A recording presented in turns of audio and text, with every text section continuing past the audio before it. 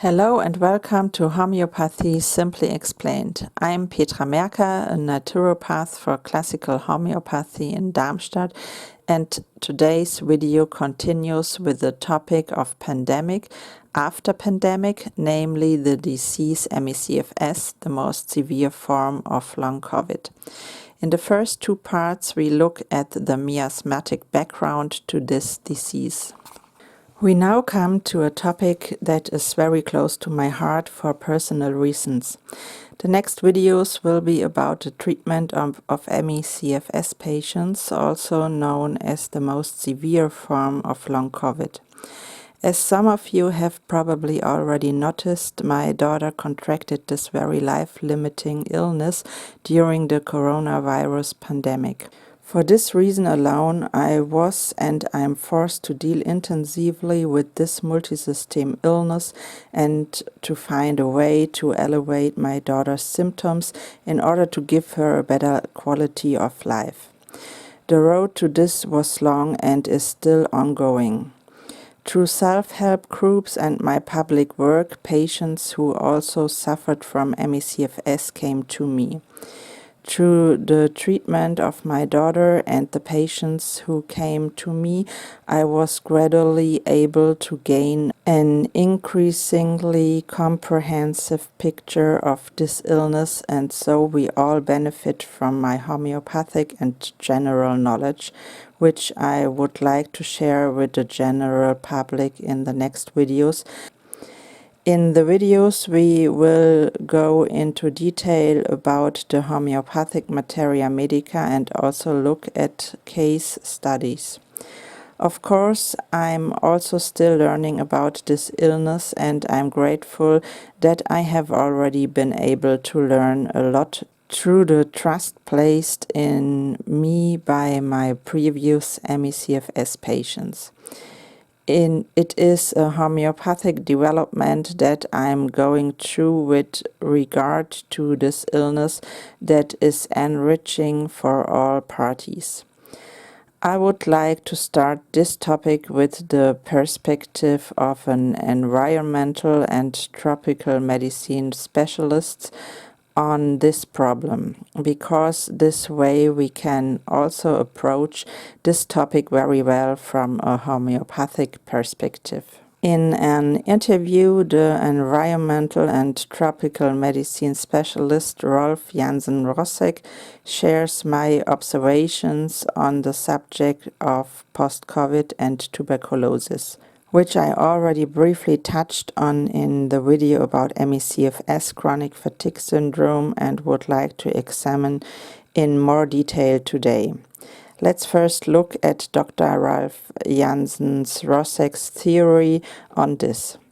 The use of antibiotics and other conventional medications leads to natural selections being suspended. In other words, people with a weak immune system also survive and pass this weak immune system on to the next generation. According to Dr. Jansen-Rossek, this was also the case with tuberculosis patients and the introduction of antibiotics against it. This group of patients survived and passed on the weakened immune system to the next generations. In homeopathy, we call this the tuberculinic miasm and see it as the fact that in the next generations tuberculosis has become chronic at a subacute level and continues to rage in the organism and cause damage. Other infectious diseases can also cause this chronic damage. Dr. Jansen-Rossek supports the theory that all post-syndromes, such as post-COVID, post-traumatic stress reactions, post-Lyme, and many more, also have their origin in a chronic infection.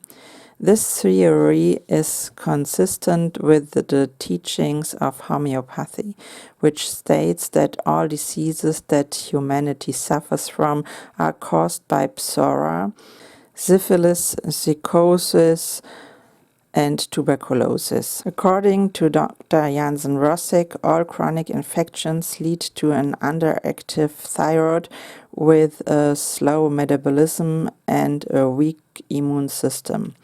But heavy metals and other hereditary factors can also be caused of an underactive thyroid and thus a weak immune system.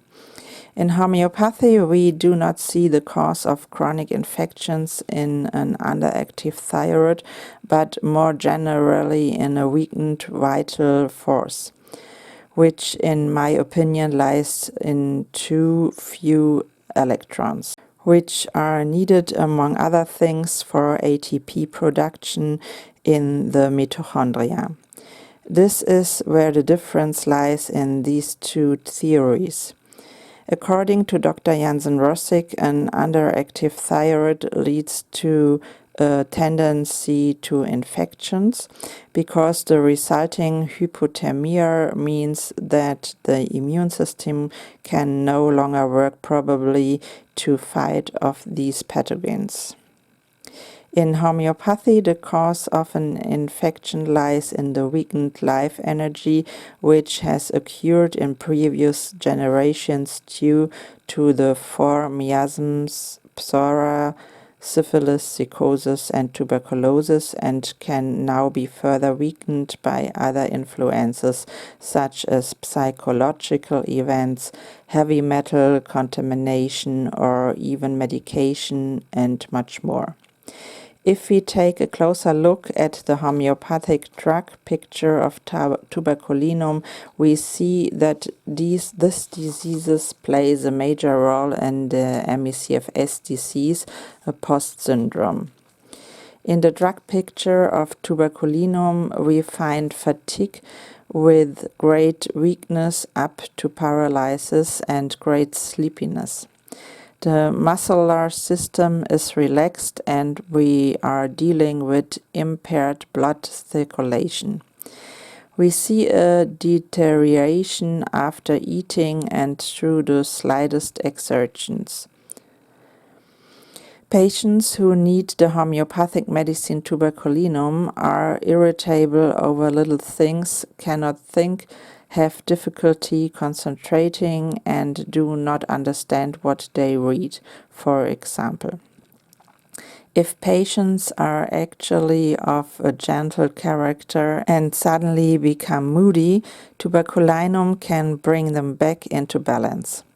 This is an important symptom that should definitely be remembered.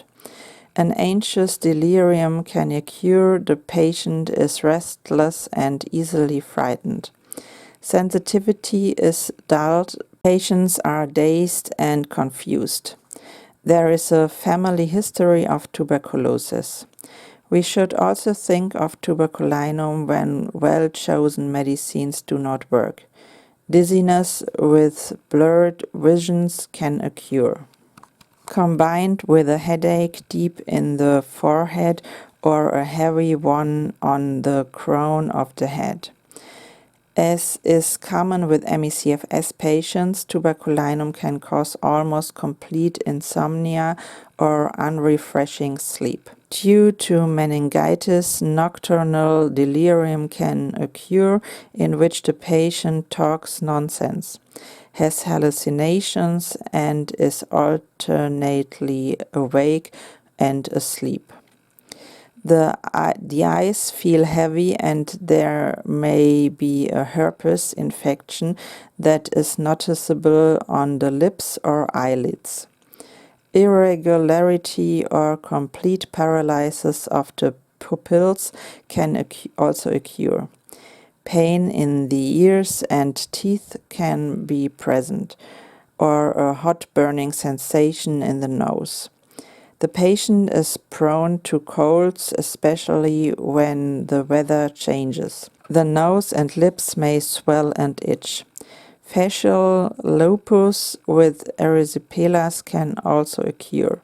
There can be a salty taste in the mouth. Inflammation spreads in the throat and is accompanied by an abscess. but tuberculosis of the larynx can also occur, or the symptoms thereof. This can go so far that the patient cannot eat solid things. The headaches can be triggered by the smell of coffee. An existing craving is not relieved by eating. There is a feeling of fullness in the stomach.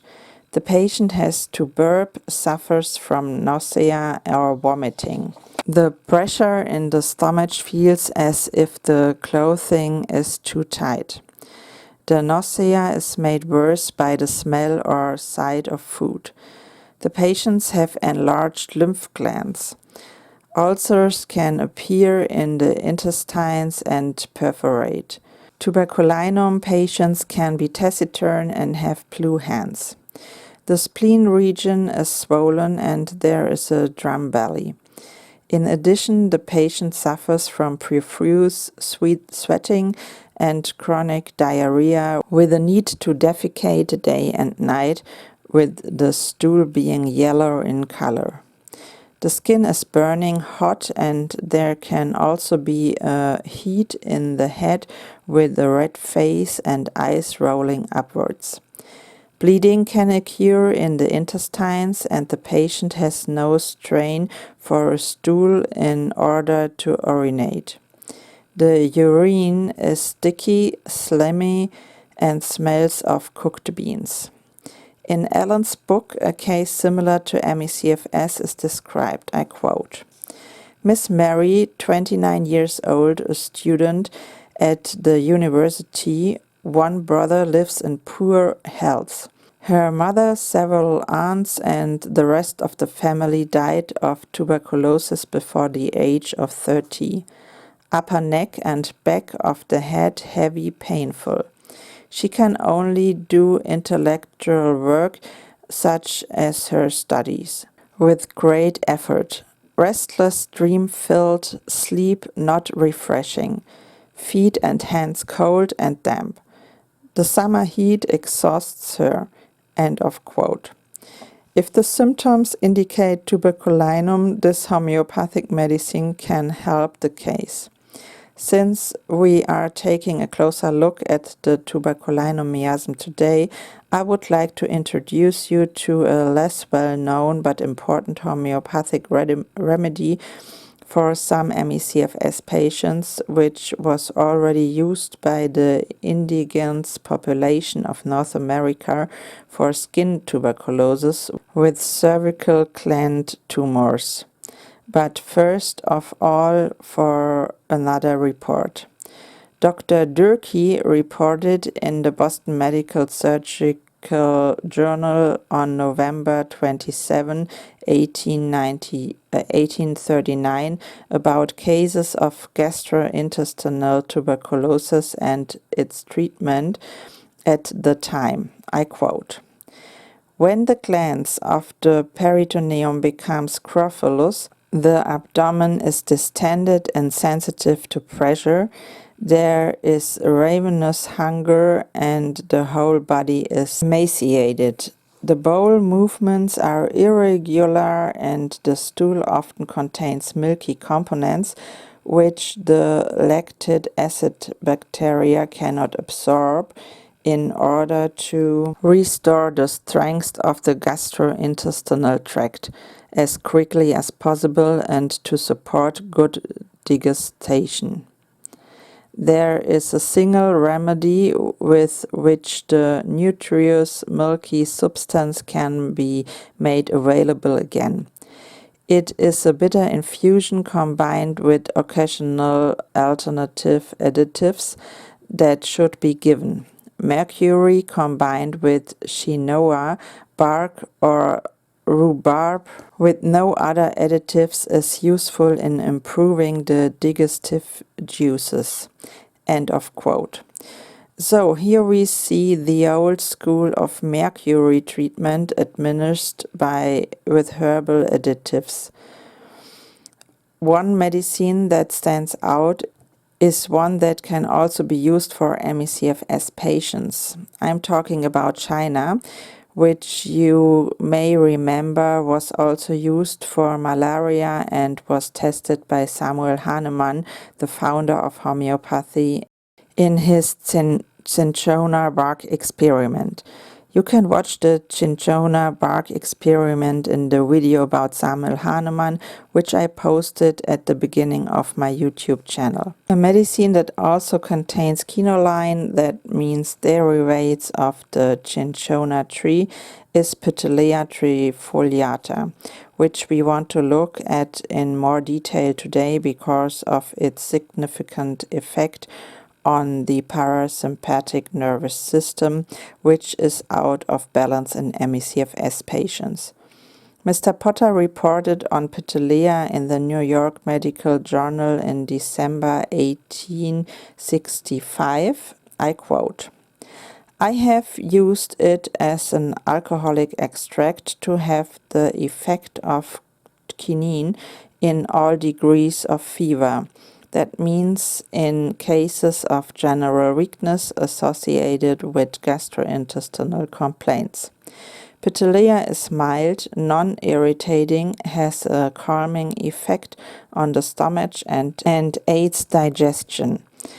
It stimulates the appetite, enables the stomach to deal with the food probably, and quickly restores digestive functions, and is tolerated by the stomach when all other alcoholic extracts or medicines have been expelled from it. I have found it particularly useful in cases of weakness following a mild fever. It is also often used in women after childbirth or in cases of menstrual disorders by maintaining digestive and secretory functions. It regulates menstrual flow and supports and strengthens in cases of weakness associated with or following ulcers or scrofulous wounds. I have experimented with its use for over 10 years and I'm sure that it's a very valuable and reliable medicine. Ptelea was commonly used by so-called versatile physicians and also by those of African descent in the South. Because of its ability to effectively improve the organism in cases of weakness caused by this common disease in this population group, they called Ptelea the scrofula root. End of quote. Scrofula was the name given to skin tuberculosis at that time, which brings us back to the topic of the tuberculin miasm. I continue to quote, "The old French inhabitants near St. Louis also used it for many years as a cure for intermittent fevers, long before quinine was known. If used for a very long period of time, some people may develop a superficial erysipelatous inflammation, but this lasts only for a short time after the drug is stopped and does not cause permanent diseases." End of quote. Let's take a closer look at the ingredients of Ptelea. Firstly, we have quinoline, which has a major impact on the skin and mucous membranes, especially in the bronchial system. It can cause erythema, irritation, and inflammation. Quinoline causes headaches, vomiting, dizziness, and, in the worst case, can lead to coma. Quinoline is also harmful to the liver and carcinogenic. Quinoline is and has been used as an antihelmintic tonic and antipyretic. It affects the liver, the gastrointestinal tract, the gallbladder, and the pancreas. It is also helpful for loss of appetite, to strengthen the stomach, for asthma, gallstones, and for rheumatic muscle and joint pain. Quinoline works against yeasts and bacteria. Another active ingredient in Ptelea is furocomarines. If these come into contact with the skin under the influence of sunlight, they cause burn-like symptoms with reddening of the skin, swelling, blistering, rounds, photopigmentation, and scarring. In conventional medicines, furocomarines are used to treat psoriasis. Furocomarines are carcinogenic. Another important component is cocosadenine, which exerts its effect in the parasympathetic nervous system. It binds to the enzyme acetylcholinesterase and to butyrylcholinesterase, leading to reduced activity in both. Butyrylcholinesterase detoxifies organophosphorus poisons, is responsible for the nerve excitation pathways in the brain, and is present in many tissues such as the liver, blood, plasma, intestinal mucosa, and pancreas.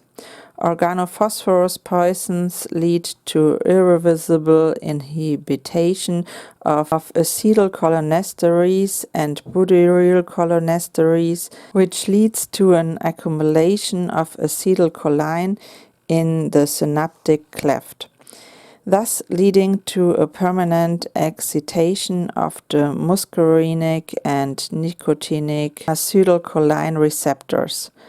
Organophosphorus poisons are found in the chemical warfare gas sarin, also known as tabun, in insecticides, endo- and exoparasitics, and medications for treating glaucoma. Organophosphorus poisons can cause cholinergic syndrome, which can be accompanied by bradycardia, a drop in blood pressure, bronchospasm, respiratory paralysis, meiosis, or hypersecretion. Atropine is an antidote for these complaints. Finally, let's look at the effects of acetylcholine on the two receptors. At the muscarine receptor, acetylcholine causes the heart to contract and thus to increase blood pressure. The heart rate is reduced. The contraction of the intestinal muscles transports food through the intestines and increases gastrointestinal secretion. More tears, saliva, milk, sweat, and digestive juices are also produced.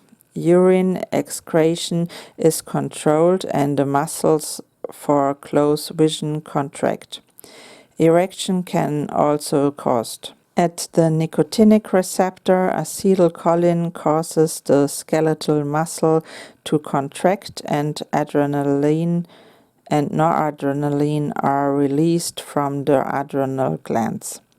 Noradrenaline activates the sympathetic nervous system and promotes REM sleep. In the homeopathic tract picture of Ptelea trifoliata, we find forgetfulness, dizziness, and a slow mind. Concentration is poor. Due to fatigue, the patient has aggravation from mental work. There is irritability, which is triggered by small things such as conversation or noise. When walking, the patient feels drunk due to dizziness. There may be a red face with a heat in the head. Headaches occur when reading or from other mental exertions. Movement of the eyes, bending, walking, heat, or when waking up. The headache is in the forehead or in the skull bone. There is a heaviness over the eyes with oppressive pain behind the eyes. Noises resonate in the nervous system for a long time. The breath is hot, there is nocturnal salivation and a sore throat. The patient suffers from liver and stomach symptoms. There may be nausea, vomiting, a queasy feeling in the stomach in chronic gastric catarrh or known as dyspepsia. Patients may have a burning sensation in the stomach with a feeling of heat. The heart is felt in the abdomen and patients have a history or a family history of tuberculosis. The legs are very tired and there may be pain in the back of the thighs and calves. Muscle and joint pain with a bruised feeling may also be present. Hands and feet feel hot and feverish. In cases of abdominal pain, the abdomen is often supported with the hands and the patient sits elevated. Movement worsens the dizziness and abdominal pain. There is a great weakness of the limbs and brain, as in a strong, all-pervasive disease. Sleep is interrupted, restlessness riddled with nightmares, not restful, and there may be sweating. There is congestion of blood in the liver, stomach, intestines, and secondarily in the lungs. The taste is bitter and there may also be a bitter taste or smell of rotten eggs when burping. Ptelea can be used as a tonic, that means organotropically in a low potency up to C30, but also in higher potencies when indicated. Based on these two remedies, Tuberculinum and Ptelea trifoliata, we can see the clear tuberculinic burden that can be present in ME/CFS patients. In the next videos, we will further shed light on the miasmatic background of this disease, discuss case studies of the disease ME/CFS, and get to know other homeopathic remedies that can be used for this disease. If you got added value from this video, I would be happy about a thumbs up or a comment under the video. Don't forget to subscribe to the channel. I'll be happy if you join me again next time. Until then, bye.